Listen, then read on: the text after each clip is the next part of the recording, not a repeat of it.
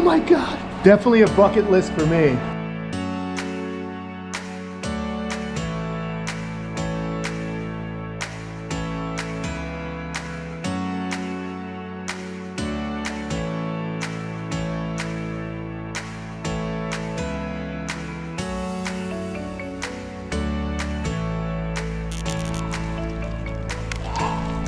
What's up, everybody? Do you guys have a wish list of animals you want to keep? I'm hanging out here with my friend Quetzal at Reptalandia in Johnson City, Texas. And today, we're gonna go through and I'm gonna show you some animals that I really want. Now, of course, we've already got the galops, but hey, I'm sure they're on many of your bucket lists. There's lots to see.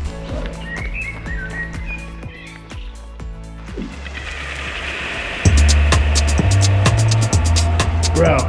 As far as turtles are concerned, this is the Iwanawai. What is that? Is it the acrum? What's the actual name of the common name? The Sulawesi forest There you turtle. These are from the island of Sulawesi. These are critically endangered. It's like kind of like a tropical version of a North American wood turtle. Yeah, really, really cool. Yeah. By the way, guys, we're back at Reptalandia. It's been 2 years almost to the day when we were last here. You remember my friend Quetzal? You'll hear he's got an accent like me. We're both from New York.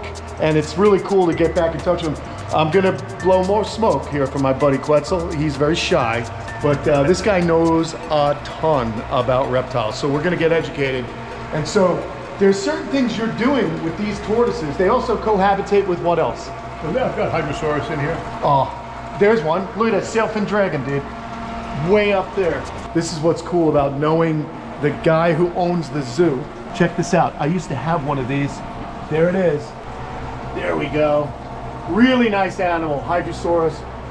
And they're found in the Philippines. I'm gonna get in and safely grab the Sulawesi forest turtle. Look at how this guy's climbing, man.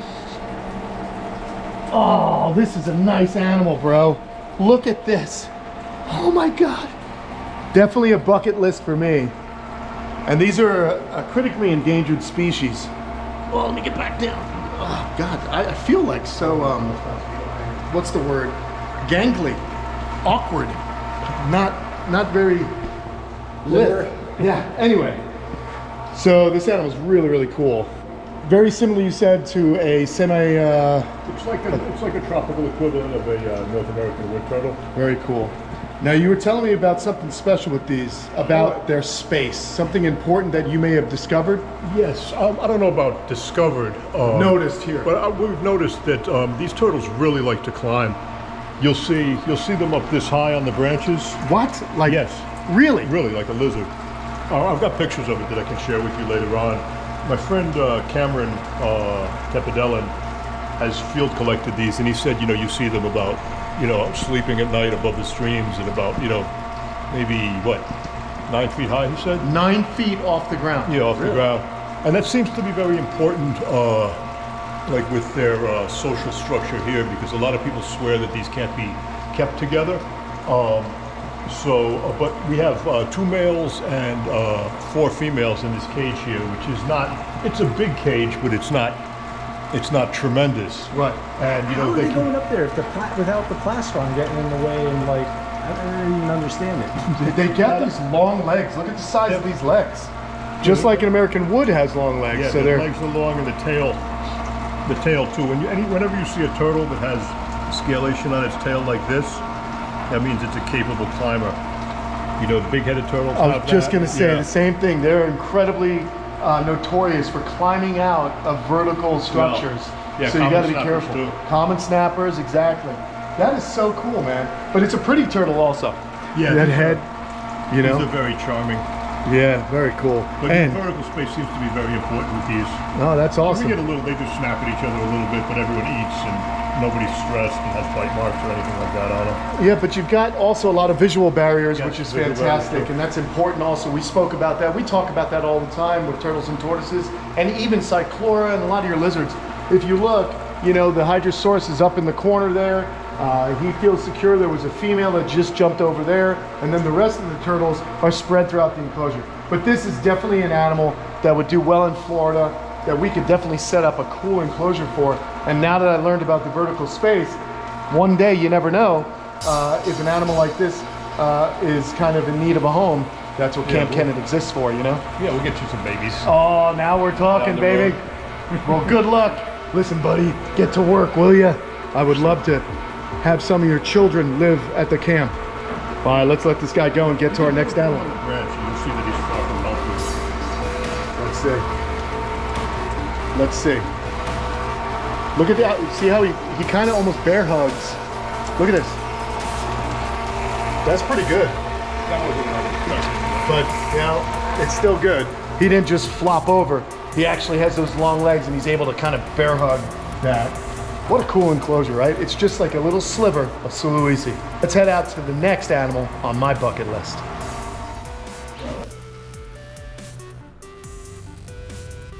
Guys, I am freaking out. I love Bell's Phase lace monitors. Heck, I'd even love a pair of regular old laces. These are the Bell's Phase. It's a naturally occurring morph. And the other cool thing about being buddies with Quetzal is he's like, Kevin, just go ahead, hang out with them. I'm gonna go get some food. So he's coming back with some food. We'll be able to kind of feed these guys. But I kind of have, so like a Kamp Kenan takeover here of Reptalandia. He said I can get in there with him. What do you think? Let's do it. Let's go see what's going on. I'm gonna get on in. We're not gonna step on your tail, buddy. Let me just see what kind of guy he is. Oh, there we go. No problem. That's a beautiful animal, my God. Look at this, everybody. And then there's our little, you know, he's just a little concerned. Let's just see. Come here. There you go. There you go. I don't know you, so I want to be friends with you. Oh, that's a hand. Let's let him just do his thing. We don't want to freak him out, but we are going to get some food in here. How hard are these to get? Pretty hard because you have to source these in the United States. You can't get Australian animals from Australia.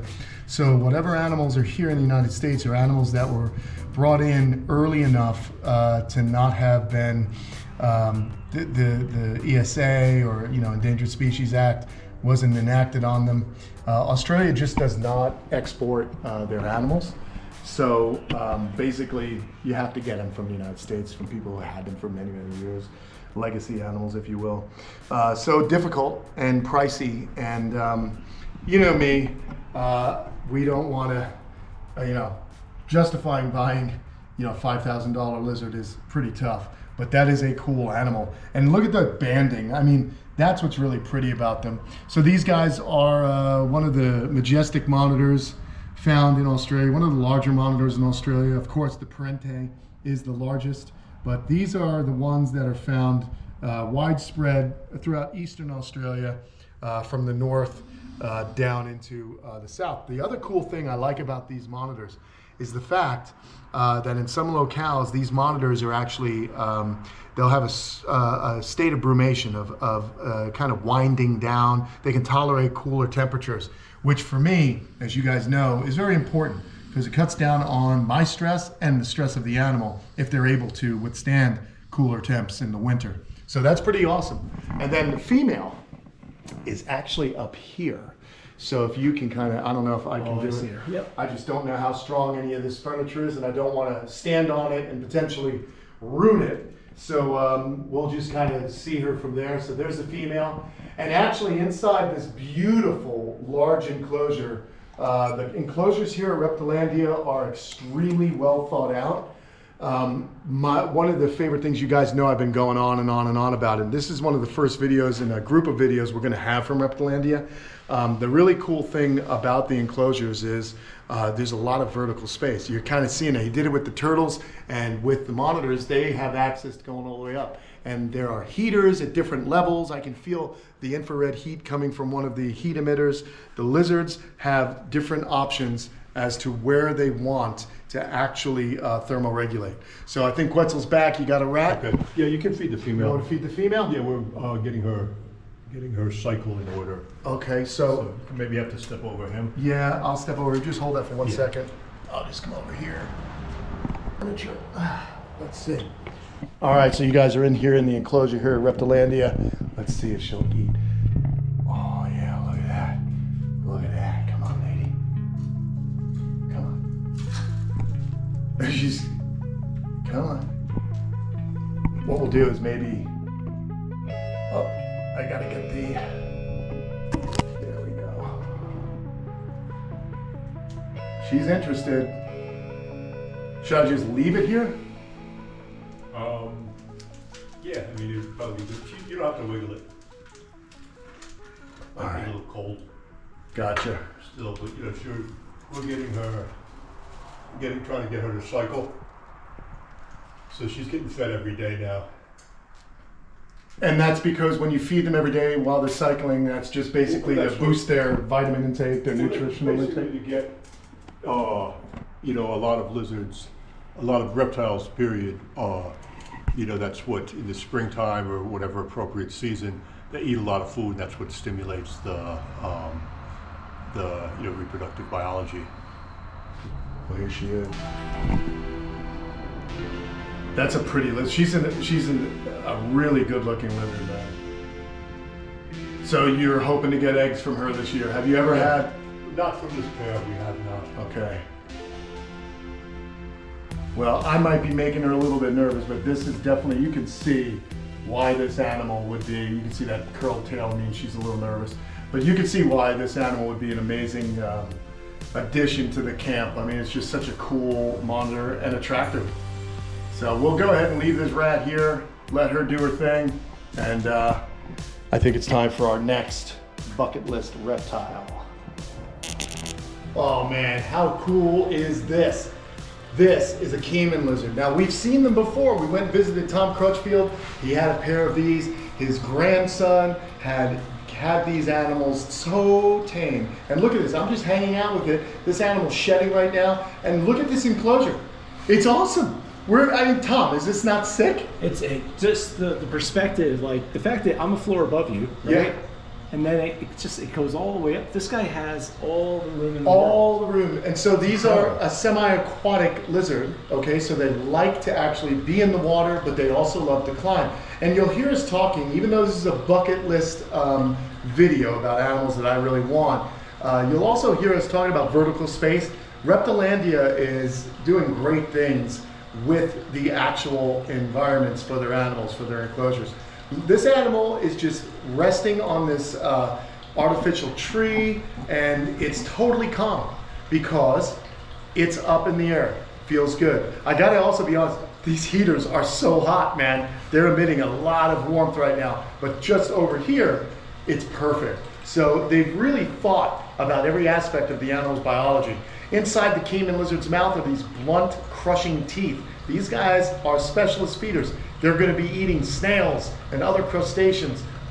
In captivity, you can buy snails that are already crushed up or escargot and feed them that, but you really need some of that shell also, because the minerals in the shell go into their bones as well. This guy here is shedding nicely, very, very calm. They have a pretty tough bite, so you don't want to get bit by them. I don't know this animal's temperament, although it really seems to be kind of a calm animal. The other cool thing is, if you think about it, this is a South American species related to tegus. Tegus are the largest lizards on that continent. They kind of fill the niche that monitors fill in monitor lizard range. The other thing though about tegus is sometimes they can be omnivorous, certain species.